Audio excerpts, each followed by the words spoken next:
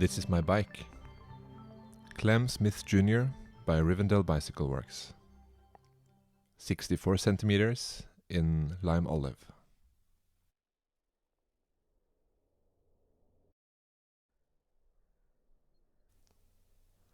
I've received a lot of questions and interest in the bike, and I figured it would be a good opportunity to make a video, take a closer look, and answer some questions.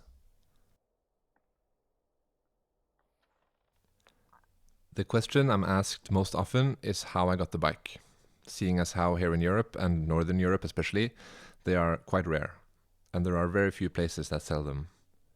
To my knowledge, there are only 2 places in Europe that sell Rivendell bikes. La Chouette in Paris and the Wood Cyclery in the UK.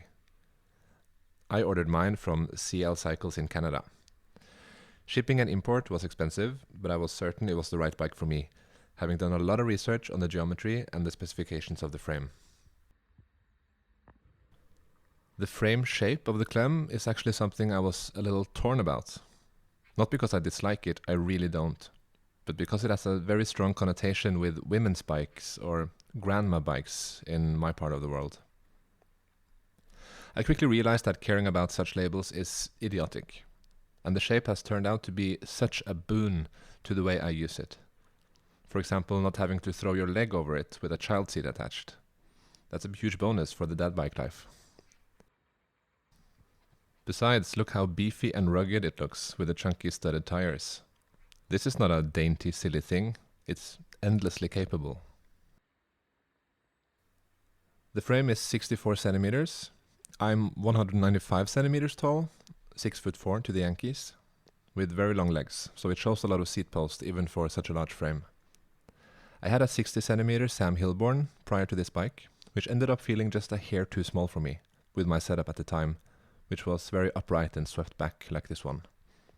I think it would have been just fine with drops, but I'm glad I swapped it out for the Clem. Let's dive into the build. My setup is as a commuter dad bike. Nitto Bosco bars, Nitto 9190 faceplater, 135mm long, set as high as it goes. The bars are tilted just a hair down, and I think this position is dialed in quite nicely. It feels really comfortable.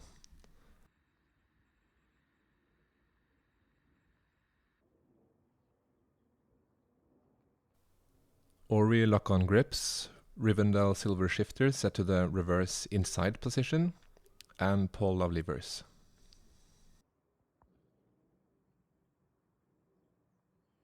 With a mandatory ghost flower.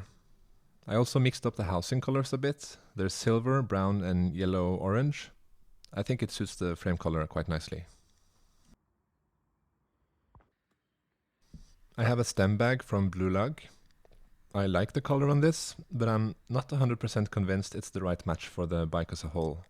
But it works well until I find something else. I have no rush.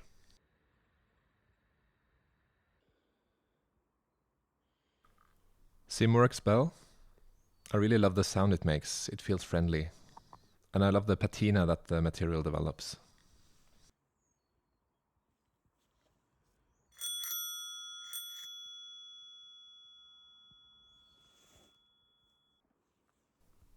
Lights are tricky.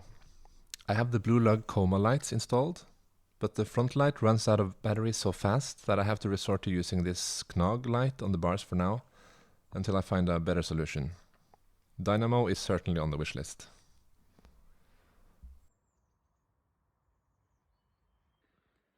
Nitto front rack with a walled 137 basket. I usually just keep my U-lock and a rain poncho here at all times. It's zip-tied to the rack, but just a couple of hours after filming this, they actually broke, and I had to use a strap to keep it in place for the ride home. I think a strap is the best way to go.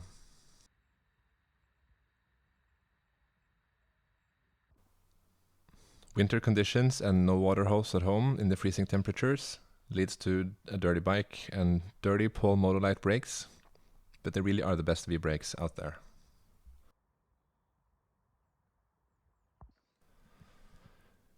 King Cage mini thing and the Nalgene with the show-off stickers. The frame has beautiful lines. The largest frames have some different lines than the smaller frames, such as these curved seat stays. And the lugs are a little different as well. The smallest sizes have a more intricate lug. I have to say I'm a little jealous.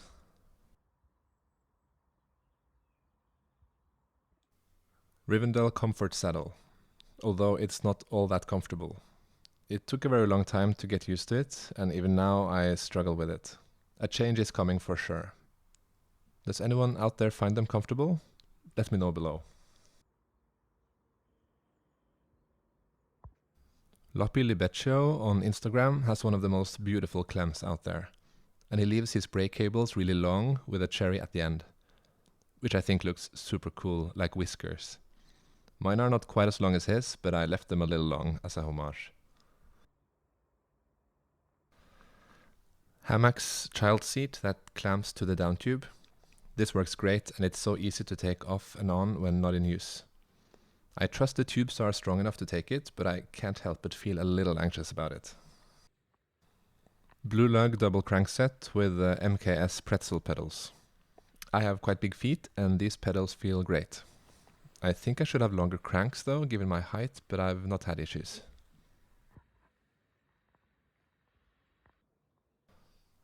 Wine cork hack for the fender line, and some bar tape on the chainstay. I love this double kickstand that collects both of the legs on the non-drive side like this, which gives plenty of space for the fattest tires.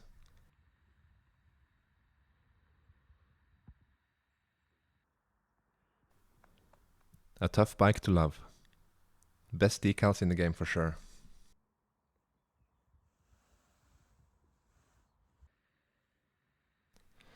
I run a basic Alivio derailleur at the rear, 9 speeds.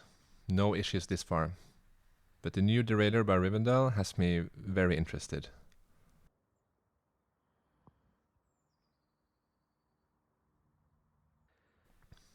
SKS Bluemels fenders with uncut stays due to laziness.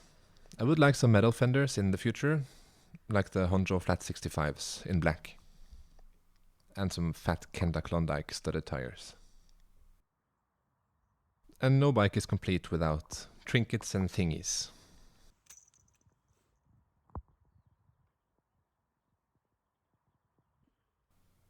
I also think the brass details look nice with a green frame.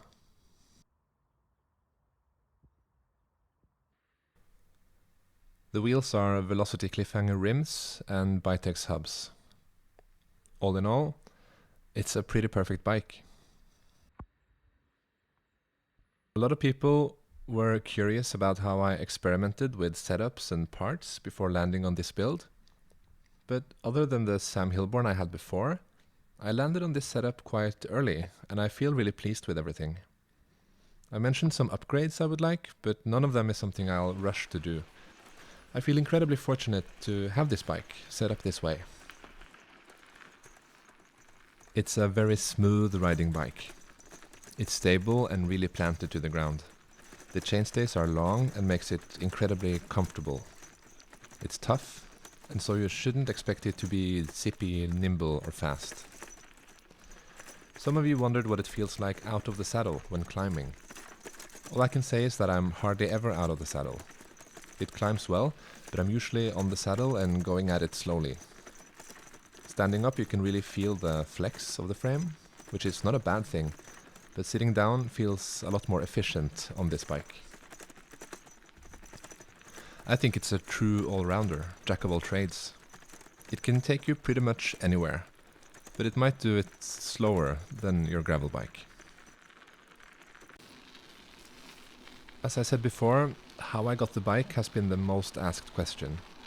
It's clear a lot of people are having a hard time finding one, and if they find one, it's usually outside of their country, and they struggle with justifying the cost of shipping, and in many cases import fees and tariffs. I really struggle with it too. When I got my previous bike, the Sam Hilborn, I sold my electric bike to pay for the new one. Electric bikes are expensive, so it covered the frame, shipping and import, and a few parts as well. And then when I sold my Sam, the same was true for the Clem. It helped that the Clem is a cheaper model than the Sam Hilborn. My main misstep was probably that I ordered the Sam Hilborn directly from Rivendell. Their shipping cost was extreme, even for being a big package shipped all the way from the States. I could have ordered it from Blue Lug in Japan for a much more reasonable shipping cost, but I didn't discover that until it was too late. So take that advice if you're located outside of America or in Europe. The best choice is most likely to order from La Chouette or The Woods, but their stock is limited, and I know that La Chouette usually does pre-orders, so be alert and early and get in touch with them.